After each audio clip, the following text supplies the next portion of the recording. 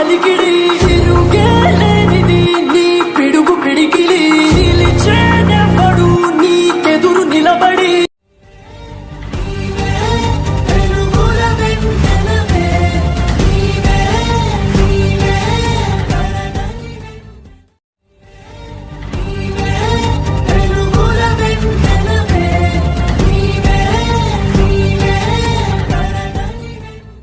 తల్లిగా తల్లికి తల్లిగా నవ్వును ఏడుపును కలిపి దిగమింగి ఇంటినే గుడి చేసిన దేవత సెలవిమ్మని అడిగితే